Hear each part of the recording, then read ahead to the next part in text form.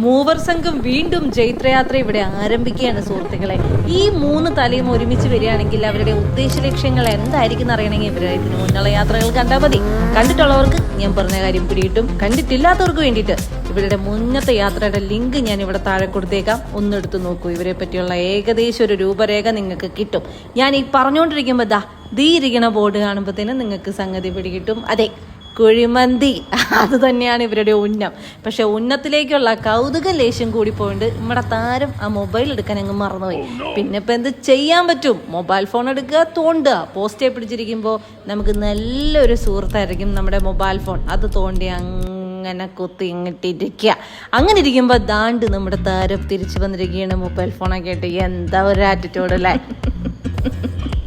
ശേഷം കയ്യും തേച്ചും എനിക്ക് മെനു കണ്ടതും മനു പറഞ്ഞു മന്തി. ഉന്ന മനസ്സിൽ അധിഷ്ഠിതമായിരുന്നത് കൊണ്ട് തന്നെ എല്ലാം ഷടപടേന്നായിരുന്നു. നമ്മുടെ താരമാണെങ്കിൽ ഇടവും വലവും നോക്കാതെ പൂർണ്ണ പിന്തുണയും അറിയിച്ചിരിക്കുകയാണ്.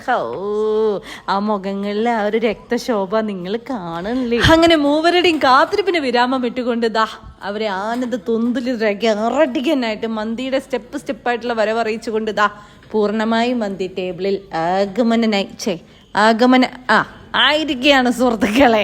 പിന്നെ അവരാൽ കഴിയുന്ന വിധം ഓരോരോ ചിക്കൻ പീസ് അവരാദ്യം കൈവശപ്പെടുത്തി. പിന്നെ റൈസ് അത് സാവകാശം ഉണ്ടല്ലോ, കാരണം അൺലിമിറ്റഡ് ആയിട്ട് കിട്ടുമല്ലോ. അതുകൊണ്ട് അത് സാവകാശം എടുത്തെടുത്ത് ഓരോരുത്തരായിട്ട് ഇടുമ്പോഴും അവിടെയും വ്യത്യസ്തനായിട്ട് ഇവിടെ മാത്യു കിണ്ണം എടുത്ത് അവനാൽ കഴിയും വിധം എടുപ്പത് തട്ടിക്കൊണ്ടിരിക്കുകയാണ്. അങ്ങനെ ആളാം വീതം അവരെ കൊണ്ട് കഴിയും പോലെ മന്തി കൈവശപ്പെടുത്തിയിട്ടുണ്ട്. ഇനി രംഗം ശാന്തം.